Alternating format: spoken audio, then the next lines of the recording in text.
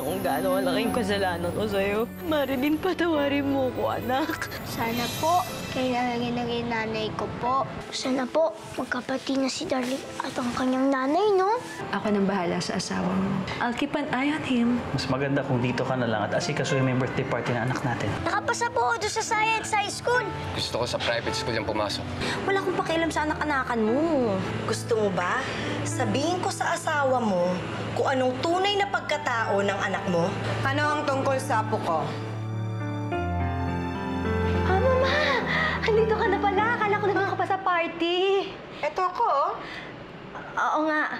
Hihilig ko sumanda kita sa kwarto mo. Ano ang tungkol sa apo ko? Bakit ninyo pinag-uusapan si Darlene?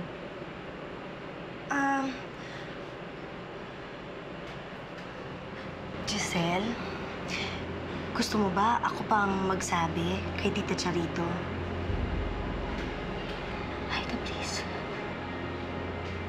Okay lang yun. Ano?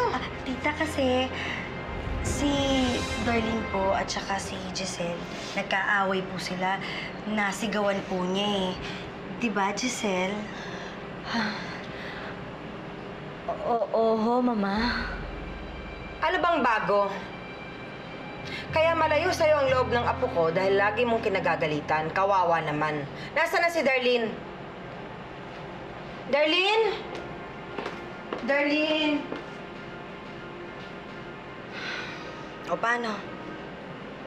Alam mo na kung anong dapat mong gawin.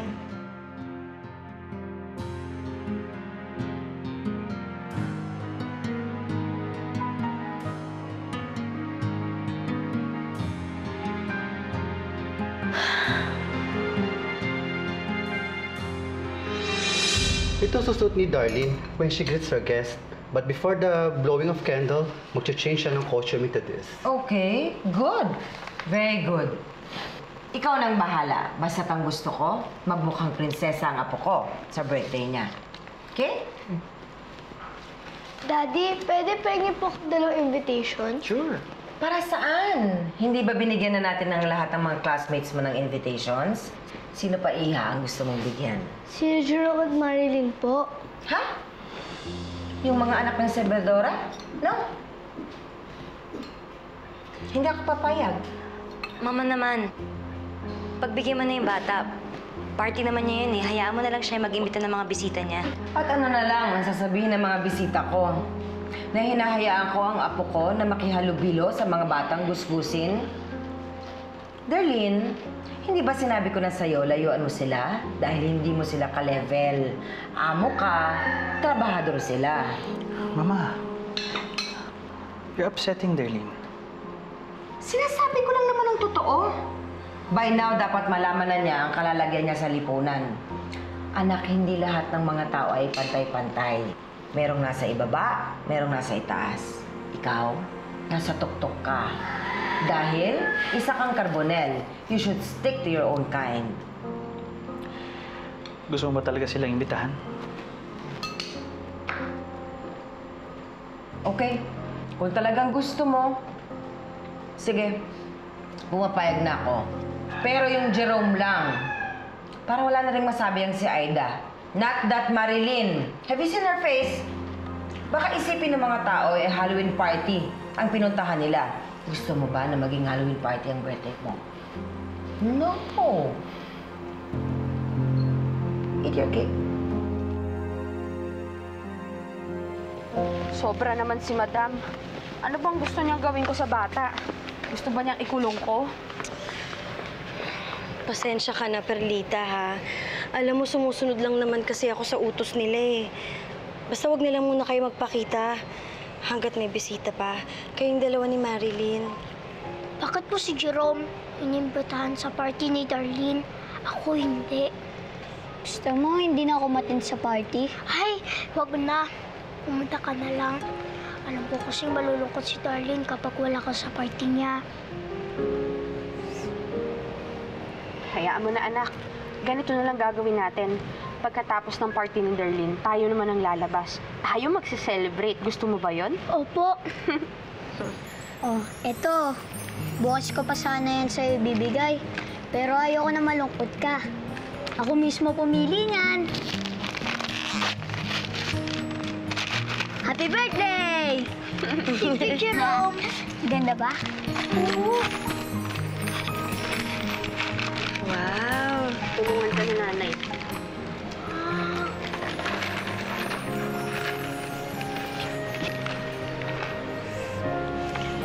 Ganda.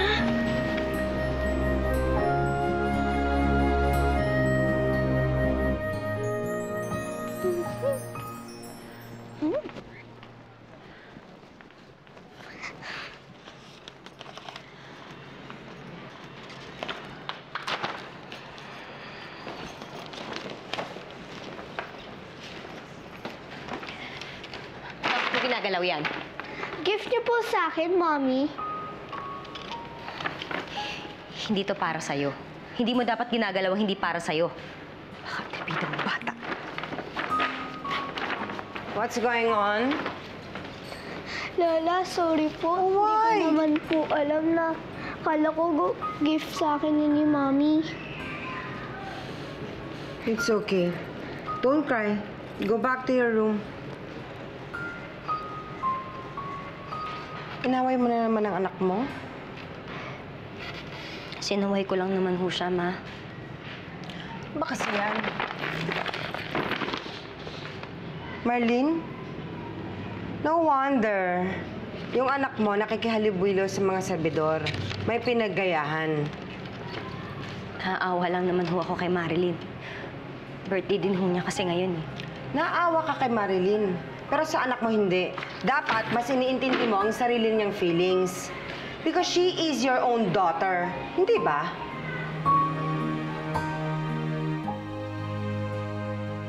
O sige, pwede mo nang tignan. Happy birthday, anak! Salamat po, Inay. First time ko lang po magkaroon ng cake sa birthday ko. Pagpasensyahan mo na, maliit lang yung cake na nabili ni nanay, ha? Pero pangako ko sa'yo, sa susunod na birthday mo, mas malaking cake na ang bibilin ko. Okay lang po sa akin yan. O sige, anak, i-blow mo na yung candle tapos mag-wish ka, ha? Yan! Pwede ko bang malaman kung anong wish mo? Wala po. Bakit? Kasi po, sa totoo lang, wala na po akong ibang hihilingin pa. Kontento na po ako dahil nagkaroon po akong mabait at mapagmahal na ina. I love you, Nanay. I love you too, anak.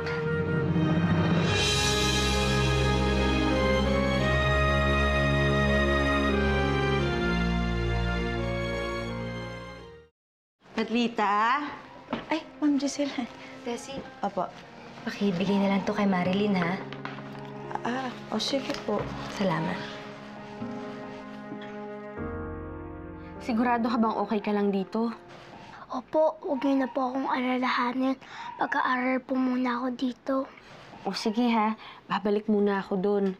Tapos, pag merong mga natirang handa, dadalhan kita para matikman mo. Okay? Sige. Tita, naku, bigyan ka ng tao sa babalik ka na. O, galing kay Ma'am Giselle, happy birthday.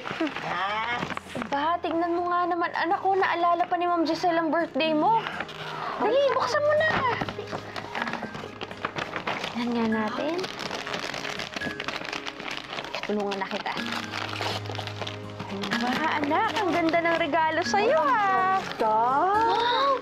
Ang ganda! Ang bait talaga ni Ma'am Giselle.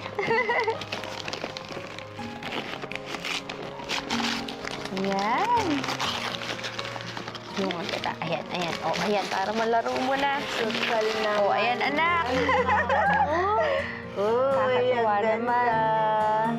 First time mo, no?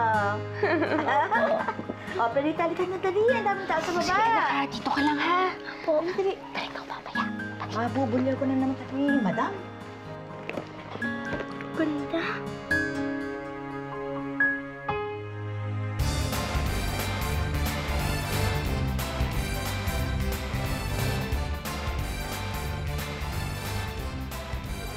Hi, Allison. Mabuti naman nakapunta ka sa party ko. Ayoko nga eh. Pinilit lang ako ni Dad kasi daw, friends daw sila ng lola mo. Sana maging magkaibigan tayo. Depende. Kung fun yung party mo, baka pumayag pa kami maging friends tayo.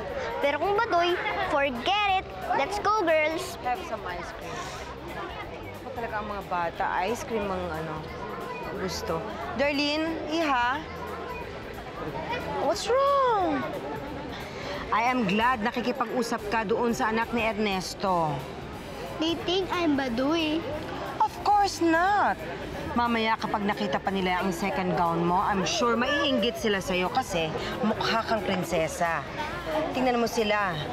Mga sosyal, mga may pinag-aralan. You should make friends with them. Sila ang dapat mong kinakaibigan at hindi yung anak ng servidora. You remember that? Okay? Okay. Magugustuhan kayo ni Darlene tong ginawa ko sa kanya? Pero teka, paano ko kaya mabibigay ito sa kanya? Alam ko na!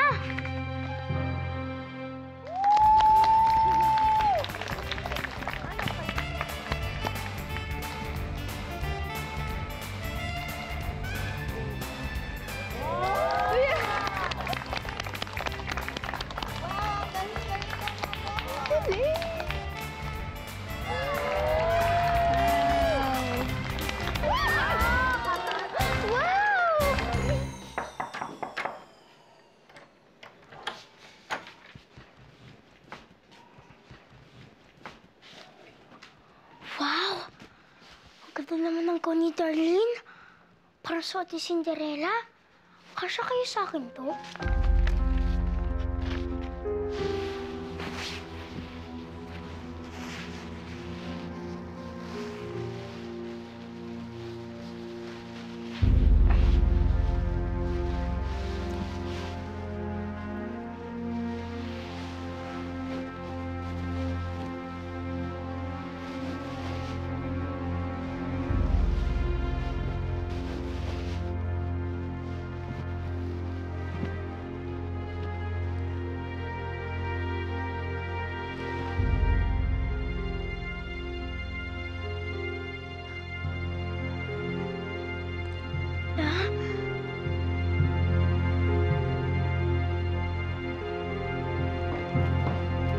Tingnan mo, magkamukha na tayo.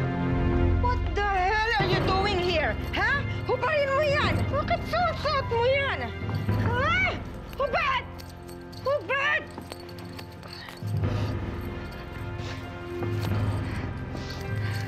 Look what you've done! Nasira!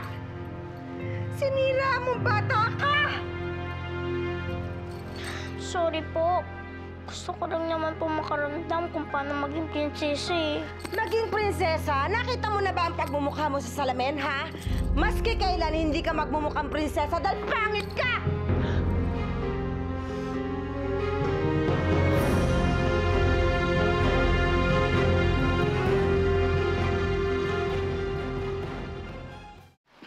Walang prinsesang pangit. Naiintindihan mo? Ha? Hindi ka magiging prinsesa kasi pangit ka! Tama na po, Madam Charina. Nasalaglan na po ako. Dapat lang para magising ka sa katotohanan na ang mga pangit walang lugar sa mundo ng mga magaganda. Ha? Huwag mo nang uulitin to, ha? Kung hindi, papatayin kita. Mama, ano ka ba? Bakit ba sinasaktan mo yung bata? Ayos ka na ba, Marilyn? Eh, sinira yung gown ni Darlene, eh. Aksidente lang naman po yung nangyari. Anong aksidente? Kayo naman pala eh! Aksidente naman pala eh! Wala kayong karapatan na saktan si Marilyn! Hoy! Bakit nagkakaganyan ka? Kaano-ano mo ba yan? Nakakahalata na ako, ha? Lagi mong kinakampihan yan. Bakit? If I didn't know better, isipin kong anak niya yan. Eh, tingnan mo kung gaano ka-concerned tong si Giselle sa kanya. But of course, I'm just kidding. Eh, imposible namang maging anak mo ang pangit na yan. Hoy, ikaw pala! Nakikisali ka na naman sa usapan, hindi ka namang kasali! Ikaw naman kasi. Sinabi na sa'yo, huwag ka nang pumasok sa bahay na to. Nandito ka pa rin sa kwarto. Sige na, bumalik ka na sa sarili mong kwarto. Sige na!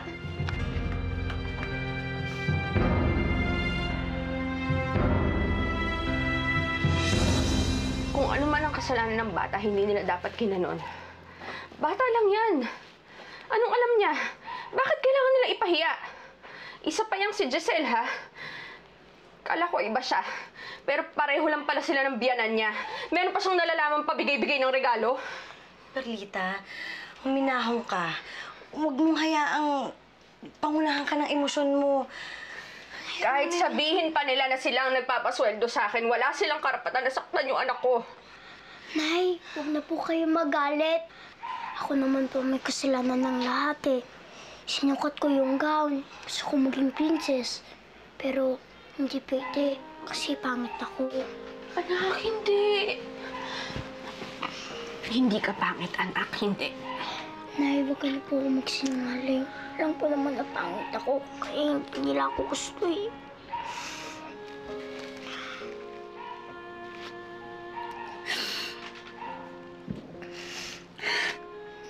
Kung ayaw man nila sa'yo,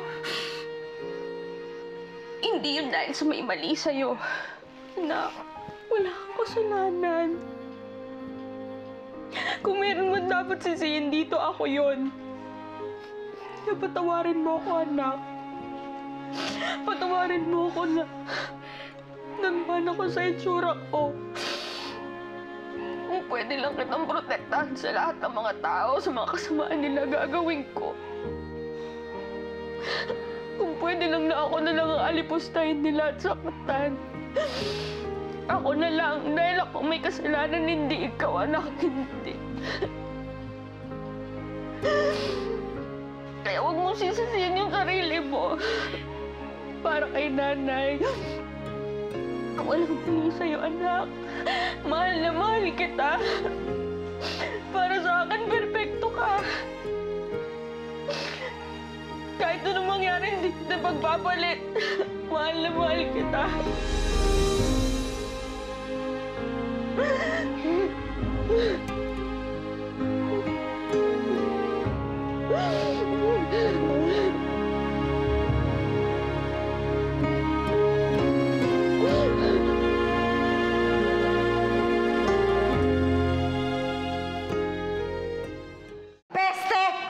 Madam, wag na po kayo ma-stress, madam. Maganda naman po yung kinalabasan ng party ni Darlene. Tsaka po yung damit, pwede naman po niyang gamitin sa ibang okasyon. Hinihingi ko ba ang opinion mo? Hindi po. Bakit ka nangingialam? Hindi po. Ipababayad ko kay Perlita yung nasira ng anak niya. Alam mo ba kung magkano binayad ko sa designer na yon? Para sa gown ng apo ko? Hindi, di ba? Hindi po. Huwag na ho, Mama. Kakausapin ko na lang si Perlita. Isa ka pa. Kaya tayo hindi sinusunod ng mga katulong na ito kasi nakikipag-close ka sa kanila. Hindi naman ho sa ganun. Kaya lang, kukunti na nga yung sweldo ng tao, babawasan pa natin? Bakit ba kung ipagtanggol mo yung Perlitang yan para kayong may pinagsamahan? Huwag mo akong masagot-sagot, baka nakakalimutan mo kung anong posisyon mo sa pamamahay ko. Hindi, Mama. Alam ko ho kung saan ako lulugar. At alam ko rin kung saan ang pwesto ko sa bahay na to. Mabuti! Sorry kung sinuot ko yung damit mo. Okay lang yun. Gusto mo sa'yo na lang yun. Sabi kasi na Lola, bawal ko na gawin suotin. Kasi baka mawaan mo ko ng galis mo. Wala naman galis si Marilyn eh. At wala rin siyang sakit na nakakahawa. Ay, nakalimutan ko. Tinawag pala ako ni Inay. Susulungan ko siya sa trabaho niya. Okay, Tam. Kita mo ginawa mo. Nagtampo na tuloy si Marilyn. Mag-sorry ka nga dun. Bakit ako mag-sorry? Sinabi ko na naman sinabi ni Lola. Hindi naman lahat to sinasabi ng Lola mo. Tama eh. Pag nakakasakit ka ng loob ng isang kapwa, kailangan mo rin mag-sorry. Oh, ano pa ba tinatayo-tayo mo dyan? Saan ka pupunta? Mahal na talaga to sa lola niya eh.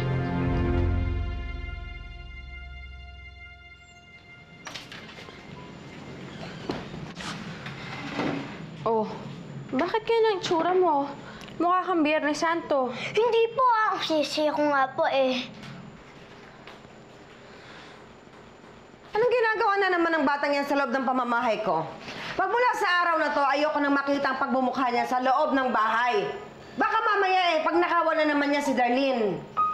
Madam, hindi naman magnanakaw ang anak ko. Kahit naman po mahirap lang kami, pinalaki ko naman siya na maayos. Hindi ko naman siya tinuruan kumuha ng gamit ng kahit sino eh. O anong tawag mo sa ginawa niyang pagnakaw sa gown ni Darlene? Anak, lumabas ka muna.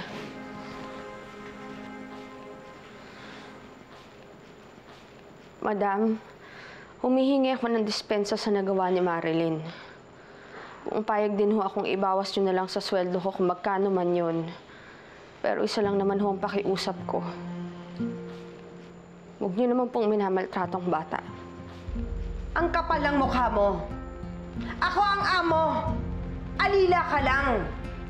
Pero hindi naman ho ibig sabihin nun na pwede nyo na kaming hamak-hamakin.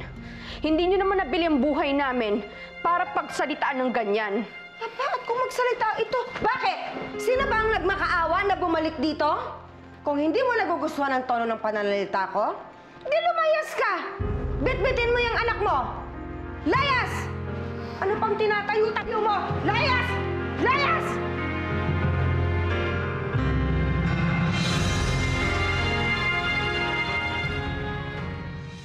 Nay, saan po tayo pupunta?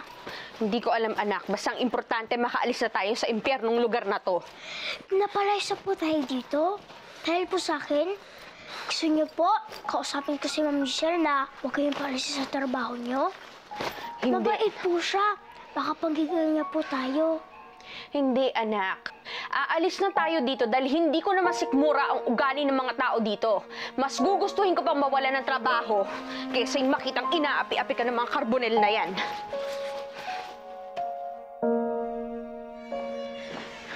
Giselle, pinalayas na ni Tita Charito, sina Perlita at Marilyn. Huwag mo hayaang gawin to. Please naman, kausapin mo. Tama yung ginawa ni Mama. Kanya ka na ba talaga kasama? At kaya mong gawin to? Ang ilayo ang sarili mo sa tunay mong anak? Ano? Hahayaan mo na siya magpalaboy-laboy sa labas? Ka na ba? Tingin mo ba? Hindi ako nasasaktan sa ginagawa ko, ha? Tingin mo ba gusto ko to? Eh, yun naman pala eh. Pigilan mo si Perlita. Di mo naiintindihan, Aida. Ginagawa ko to para kay Marilyn. Para protektahan siya. Protektahan siya laban kay Mama at pati na rin sa akin. Anong ibig mo sabihin? Ha? Hindi ko na kasi kaya makita na sasaktan siya. Sasaktan siya tapos wala akong magawa. Hindi ko man lang siya may pagtanggol. Giselle, anak mo siya.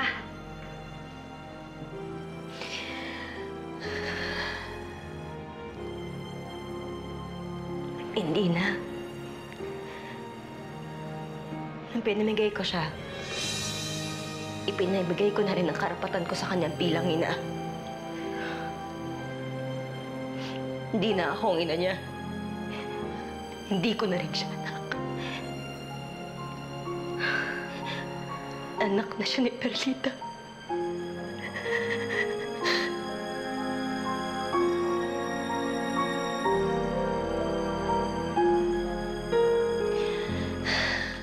Sorry kung ngayon ko lang nabigay ito sa'yo. Salamat. Talaga bang kailangan yung umalis? Mamimiss kita. Kayong dalawa ni Jerome. Ako? Hindi kita mamimiss.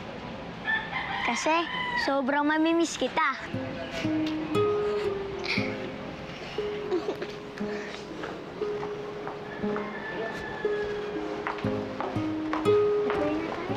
Perlita!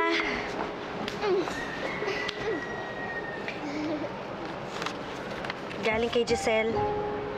Ang laking halaga naman ho nito. Pakisabi, hindi ako tumatanggap ng limos. Hindi naman to limos eh. Tulong niya to para makapagsimula kayo ni Marilyn. Tanggapin mo na to. Hindi na para sa'yo, para kay Marilyn.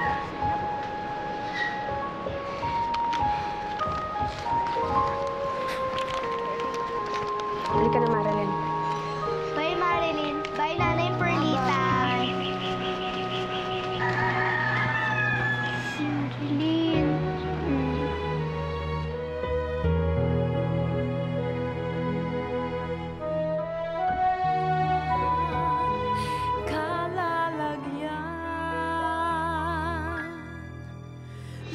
Where's the other maid?